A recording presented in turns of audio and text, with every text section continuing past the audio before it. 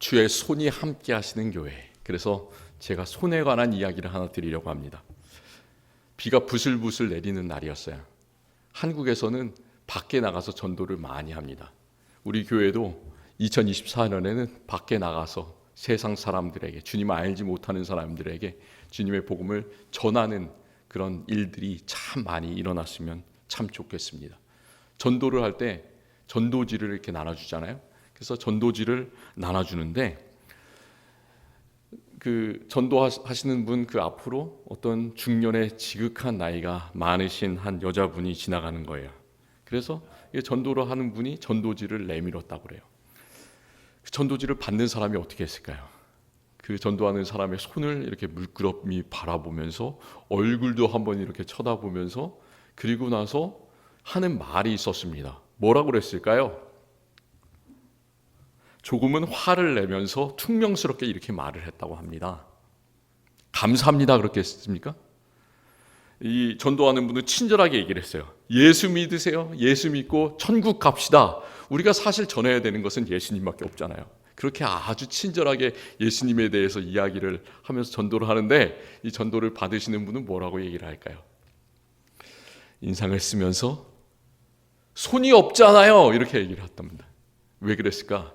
이 여성분이 왼손에 오른손에 작은 비닐봉다리를 하나씩 들고 있었다고 해요. 그러니까 손이 없다는 거예요. 이 말이 참 아이러니컬하지 않습니까? 손이 이분이 있을까요? 없을까요? 손이 있어요. 손이 다 있어요. 두 손이 다 양쪽에 멀쩡하게 있는데 손이 없다고 그러는 거예요. 한번 잘 생각해 보시기를 바랍니다. 저와 우리 성도님들은 손이 있습니까? 없습니까? 손이 있습니다. 그렇잖아요. 손이 있는데도 불구하고 우리는 손이 없다고 소리칠 때가 참 많이 있습니다. 내가 가지는 세상의 것에 대해서는 잘 움켜쥐면서 하나님께서 예수 그리스도를 통해서 구원에 초청을 해주실 때는 그렇게 소리를 치는 거죠. 마치 마태복음 22장에서 예수님께서 천국잔치의 비유를 말씀하셨습니다. 주인이 잔치에 사람들을 초대하는데 어떤 사람은 나는 밭을 갈러 가야 된다. 나는 장가 가야 된다. 나는 소를 사야 된다. 이렇게 소리를 치는 것처럼 자기에 대해서는 그렇게 관대하고 항상 손을 쓰지만 예수님께 대해서는 손을 내밀지 않는 그런 모습들이 바로 우리들의 모습일 때가 참 많이 있습니다. 만약 우리가 입장을 바꿔서 한번 생각을 해봤으면 좋겠어요.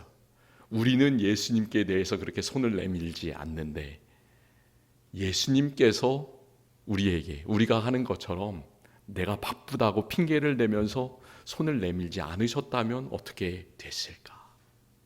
하나님께서 만약 그러셨다면 우리는 이 세상에 있지 못했겠죠.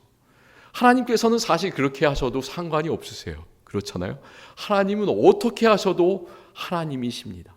그렇지만 하나님은 예수 그리스도를 통해서 하나님의 모든 사랑을 우리에게 전해주셨습니다. 주님께서 우리에게 손을 내밀어 주셨기 때문에 우리가 이 세상에 있고 주님께서 손을 내밀어 주셨으니까 우리 교회가 있고 지금 우리가 숨 쉴 수 있는 것도 주님께서 이 세상을 운행하고 계시기 때문에 우리가 숨쉬고 감사하면서 살아갈 수 있음을 고백합니다. 주님께서 우리를 구원해 주셨기 때문에 천국이 우리에게 보장되어 있음을 강력하게 우리는 마음속에 믿습니다. 우리가 벌써 2023년 마지막 날을 보내고 있어요. 2023년 우리 교회의 표어가 주의 손이 함께 하시는 교회. 저 뒤에 보시면 예수님의 손이 희미하게 저렇게 붙어져 있지 않습니까? 때때로는 예수님의 손이 보이는 것 같고 때때로는 보이지 않는 것 같지만 그럼에도 불구하고 예수님께서 늘 주님의 손이 우리와 함께 하셨기 때문에 우리가 여기 있을 수 있는 거예요. 금년 첫 번째 주일이 며칠이었냐면 1월 1일 새해 첫날이었습니다. 그래서 새해 첫날 제가 이 사도행전 11장 21절 본문의 말씀으로 말씀을 전했습니다. 그리고 이 해가 끝나는 마지막 날에 똑같은 본문으로 말씀을 전합니다. 근데 이 두 설교가 같은 설교가 아니에요. 첫째 날 했던 그 설교는 새해를 시작하면서 희망과 기쁨으로 가득했을 때 설교를 전했습니다.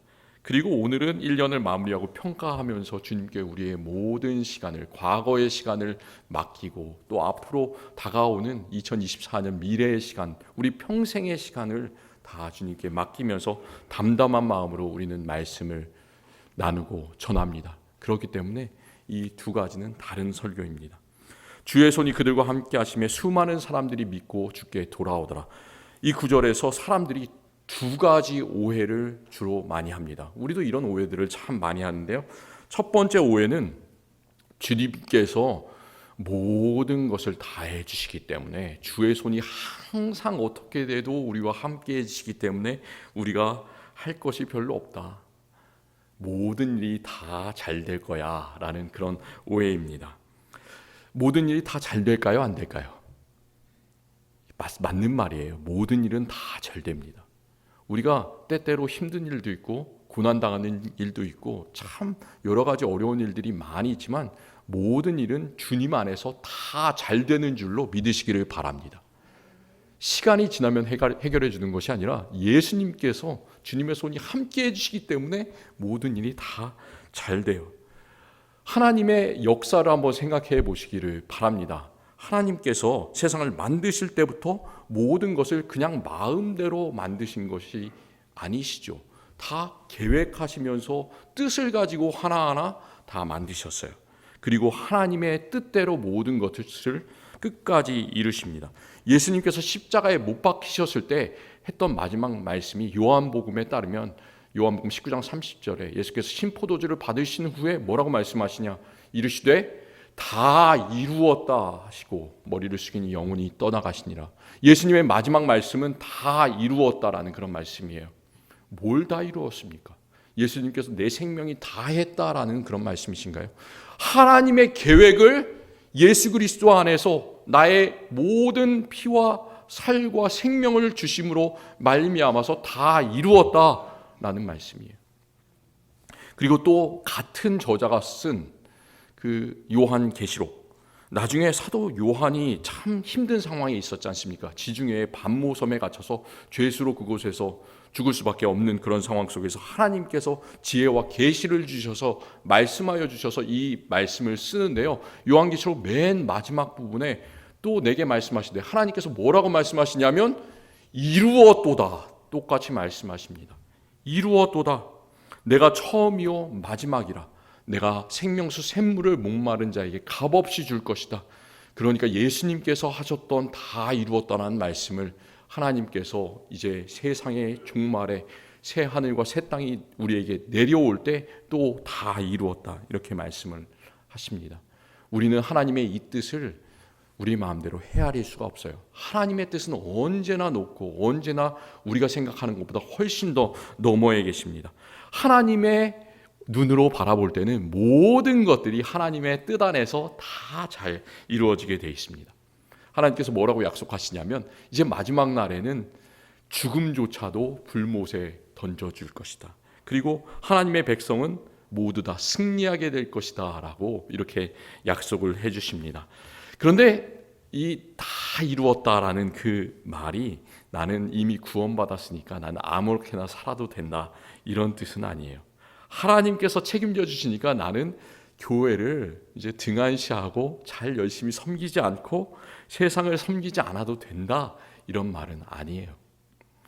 주의 손이 그들과 함께 하심에 라고 할 때 우리가 늘 기억해야 되는 그것이 뭐냐면, 주님과 함께 주님의 일을 감당했던 누가 있었다고요?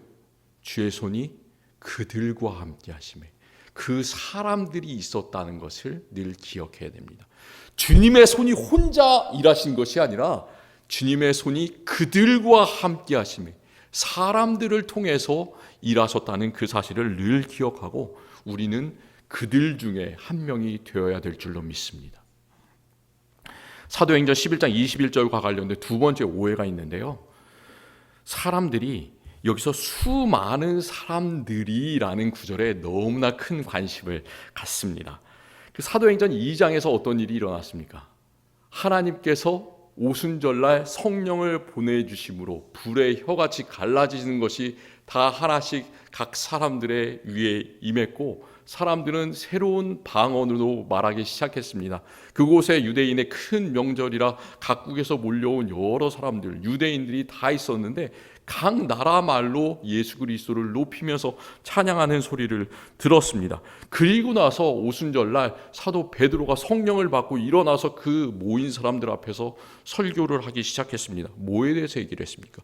십자가와 부활에 대해서 말씀을 전하는데, 그것을 들은 사람들이 세례를 받고 어떻게 됐습니까? 그 날에 신도의 수가 3,000이나 더하더라, 이렇게 말씀을 하고 있어요. 신도의 수가 3,000이나 더하더라. 우리는 그 3,000명이라는 숫자에 너무나 많은 관심을 갖습니다. 또 얼마 있다가 베드로와 요한이 못 걷게 된 사람을 이렇게 그 성전 앞에서 예수 그리스도, 나사렛 예수 그리스도의 이름으로 일어나 걸으라, 그러니까 그 사람이 걷게 되었습니다. 그리고 나서 그것을 본 많은 사람들이 이제 예루살렘 성전에 있는 솔로몬 행각에 모여서 거기서 말씀을 들었습니다. 그때 또 이 베드로가 일어나서 하나님의 말씀을 전하는데요. 그때 또 어떤 일이 있었냐? 말씀을 듣고 믿는 자가 얼마가 있었습니까? 남자만 약 5,000명이나 되었더라. 우리는 이렇게 3,000명, 5,000명 이런 숫자에 너무나 많은 관심을 갖습니다. 그런데 어떨까요? 우리 교회의 현실을 한번 생각해 보세요. 참 우리의 희망은 참 큽니다. 근데 우리의 현실은 때때로 답답할 때가 많이 있습니다. 세계 각국에서 있는 교회의 현실들은 기쁜 소식보다는 안타까운 그런 소식들이 훨씬 더 많이 들려옵니다. 한국에, 미국에 참 세계에 많은 교회들이 있는데 예수님을 주님으로 믿는 교회의 숫자들이 점점 줄어들고 있어요. 그게 현실이에요. 그리고 교인들의 숫자도 점점 감소하고 있습니다. 우리는 이렇게 생각하는 경우가 많이 있습니다. 3,000명, 5,000명 되는 교회가 주님께서 역사하시는 교회고 작은 교회는 그렇지 않다. 그런데 그런 것이 아닙니다. 우리가 늘 기억해야 되는 것은 뭐냐면 그 말씀의 뒷부분, 수많은 사람들이 아니라 주의 손이 그들과 함께 하심에라는 구절이에요. 주님의 손이 한 명이 있든지 두 명이 있든지 그 사람과 함께 하시면 그 한 사람이 1,000명을 물리치고 1,000명을 따르는 그런 놀라운 역사들이 우리 가운데서 일어나는 줄로 믿으시기를 바랍니다. 하나님은 한 사람을 사용하세요. 한 사람은 11제자를 사용하셨습니다. 그들이 주님을 멀리 떠났지만 그들은 예수님께서 부활하셨을 때 다시 돌아와서 교회를 세우고 또 주님의 말씀을 전했습니다. 나는 바로 그런 사람들이 돼야 돼요. 이 사도행전 11장 21절 말씀이 어디서 일어난 말씀이냐면 안디옥 교회라는 곳에서 일어난 일입니다. 성령을 받아서 처음에 예루살렘의 교회가 세워지고 그 예루살렘 초대교회로부터 북쪽으로 약 700km를 이제 올라가면 그곳에 지금의 터키 남쪽 시리아와 가까운 그 국경 지방에 생긴 교회가 안디옥 교회입니다. 그런데 그 말씀을 사도행전을 1장부터 28장까지 한번 읽어보시고요. 11장 말씀을 잘 한번 읽어보세요. 어떤 일이 있냐면 우리는 이렇게 착각합니다. 그 안디옥 교회를 유명한 사람들이 세웠을 것이다. 유명한 사람들 그때 누가 있었어요? 성령을 받은 그 교회의 머리 같은 사도 베드로 있었지 않습니까? 그리고 아주 말을 잘하고 참 경건했던 바나바도 있었지 않습니까? 그리고 또 예수님을 만나서 변화되고 회심했던 사람 사도 바울도 있었지 않습니까? 그런 사람들이 먼저 이 교회를 딱 가서 세웠을 것이다 이렇게 생각하는데요. 그렇지 않습니다. 어떤 말씀이 있냐면 7집사 중에 스데반이 돌에 맞아 죽었을 때 예루살렘에 있는 교회가 큰 박해를 받아서 사도들 외에는 다 세상 곳곳으로 뿔뿔이 흩어진 겁니다. 아시아로, 유럽으로, 북아프리카로 다 흩어졌는데 그 흩어진 사람들이 전부 다 그 로마의 박해가 무서워가지고 집안에 있었을까요? 조용히 입을 닫고 있었을까요? 물론 잠깐 동안은 그렇게 했을지 모르겠어요. 그런데 우리의 마음속에 예수 그리스도를 가진 사람들은 예수 그리스도를 말하고 예수 그리스도를 따라서 행동하지 않으면 살아갈 수가 없는 사람이에요. 우리는 항상 예수님이 우리의 마음속에서 나올 수밖에 없습니다. 말과 행동으로 예수님을 보여줄 수밖에 없어요. 그래서 이렇게 흩어진 사람들이 각 곳에서 예수님을 전하기 시작했습니다. 어떤 사람들은 이 안디옥 지방으로 흩어졌는데요. 그 가운데 처음에는 그 안디옥 지방에 있던 사람들이 유대인들에게만 예수님에 대해서 전파를 했습니다. 그런데 그 가운데 어떤 사람들이 북아프리카 구레네라는 곳에서 온 사람, 그리고 지중해 한가운데 보면 구브로라는 그런 섬이 있는데 그곳에서 안디옥에 온 사람들이 이 유대인들뿐만이 아니라 헬라인에게도, 이방인에게도 말씀을 전하기 시작했습니다. 참 놀라운 것은 이 의사 누가가 이 누가복음도 썼고 사도행전도 썼는데 이 사도행전에서 구브로에서 온 사람, 그 사람들이 북아프리카 그곳에서 온 사람들이 어떤 사람들인지 이름을 하나하나 말하고 있지 않다는 거예요. 그냥 이름은 없고 어느 지역에서 온 사람들이 이렇게 말씀을 전했다라고 얘기를 하고 있습니다. 그러니까 우리는 어떤 사람이에요? 우리도 세상에서 이름을 별로 내지 못하는 그런 사람들 아닙니까? 그런 사람인데도 불구하고 그런 이름 없는 사람들의 역사를 통해서, 이름 없는 사람들의 전도를 통해서, 그 놀라운 심장을 통해서 예수 그리스도가 그곳에 전해졌다는 사실이에요. 그것을 늘 아시기를 바랍니다. 그리고 나서 안디옥에 복음이 전해졌다는 그 소식을 들었을 때 예루살렘 교회가 유명한 사람들을 파송했습니다. 먼저 바나바가 안디옥에 왔고요. 바나바는 혼자 그곳에 온 것이 아니라 사도 바울은 이미 그 자기의 고향 다소라는 곳으로 돌아가 있었습니다. 거기서 이제 훈련하고 있었는데 그곳에서 사도 바울을 데리고 왔습니다. 그래서 이 바나바와 바울이 안디옥에 머물러 있어서 1년 동안 예수님에 대해서 전했습니다. 무리를 가르쳤을 때 제자들이 안디옥에서 비로소 그리스도인이라고 불리게 되었더라. 이런 역사가 일어납니다. 그러니까 그 교회가 생기고 또 커가고 복음이 전해진 것은 목사가 한 것이 아니라, 유명한 사람들이 아니라 그 이름 없는 한 명 한 명의 복음 전파에 의해서 그 교회가 일어났다는 것을 기억해야 됩니다. 안디옥 교회뿐만이 아니라 세상에서 모든 있는 교회의 이야기는 기적이에요. 참 어떻게 우리 교회가 이 알래스카 앵커리지 땅에서 47년 동안 지난 시간을 여러 가지 어려움 속에서, 기쁨 속에서 세상의 많은 사람들에게 복음을 전했는지, 그 모든 하나하나의 이야기들은 다 기적의 이야기입니다. 우리 사람들의 이야기가 아니에요. 그것은 하나님의 이야기고요. 성령께서 활동하시는 성령 행전입니다. 그래서 사도행전을 사도들의 이야기이지만 우리 영적으로 봤을 때는 성령 행전이라고 이야기하지 않습니까? 하지만 성령께서 역사하실 때 그 안에는 수많은 사람들, 이름 없는 사람들이 주님의 손이 역사할 수 있도록 피와 땀을 흘려서 수고했다는 사실을 우리가 늘 기억해야 됩니다. 12년 동안 피가 멈추지 않아서 병을 앓고 있었던 그 혈루병 걸린 여인, 어땠어요? 거기 많은 무리들이 있었다고 합니다. 얼마나 예수님을 만나고 싶어서 그 앞에 사람들이 많이 진을 치고 있었겠습니까? 그런데 그 사람들의 전혀 시선을 개의치 않았습니다. 그냥 자기가 낫고자 했기 때문에, 하나의 목적이 있었기 때문에 그는 그에게 가서, 예수님께 가서 예수님의 옷자락을 손으로 만진 거예요. 우리가 예수님 믿는 사람으로서 그리스도인으로 살아가려면 이런 두려움이 없어야 돼요. 부끄러움이 없어야 됩니다. 부끄러움을 개의치 않으시는 그런 놀라운 믿음을 가지시기를 바랍니다. 그때만 우리가 예수님의 사람으로 살아갈 수가 있습니다. 제가 말씀을 준비하다가 이런 시를 하나 발견하고 참 읽었는데 감동을 많이 받았습니다. 정호승 시인이 쓴 당신의 손이라는 시가 있는데요.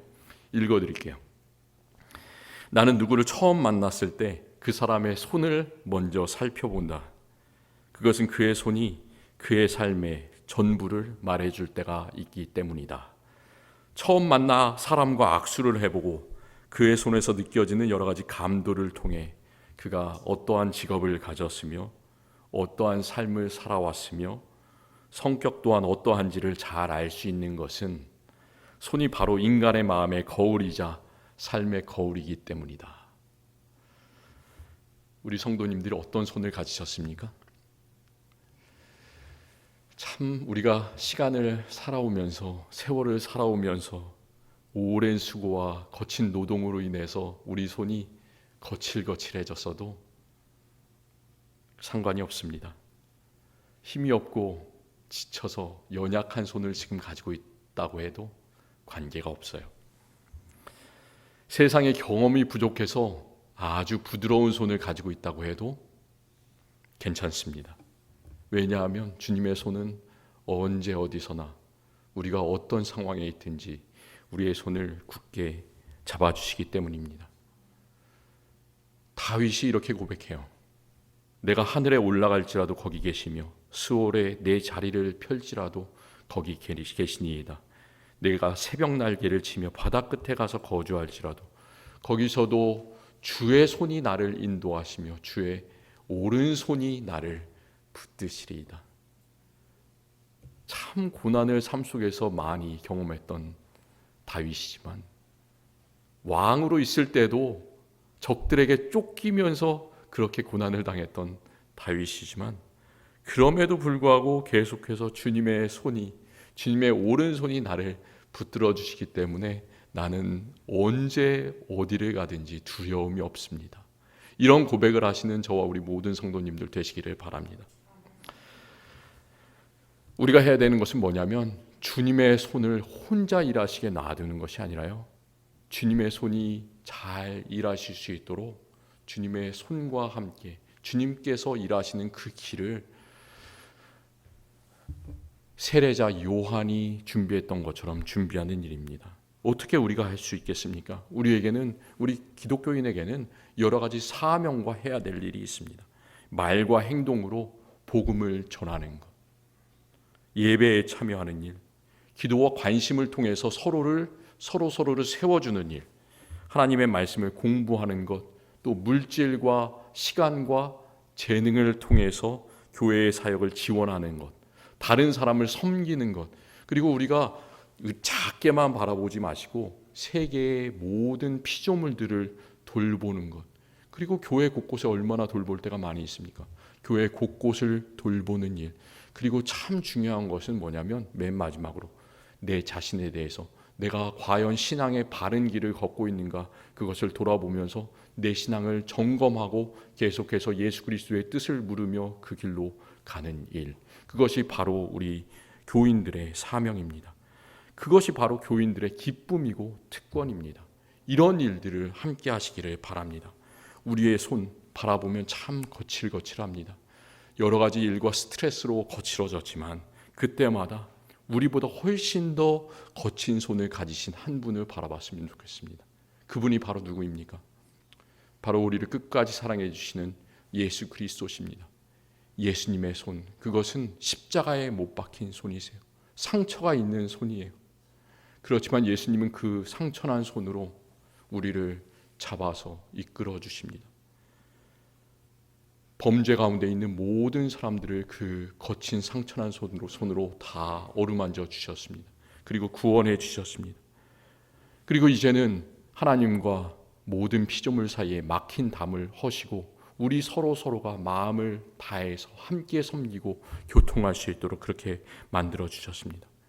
주님께서 이제는 우리에게 손을 내미셨으니 우리는 주님의 손을 꼭 붙잡고, 우리가 이렇게 찬양하잖아요.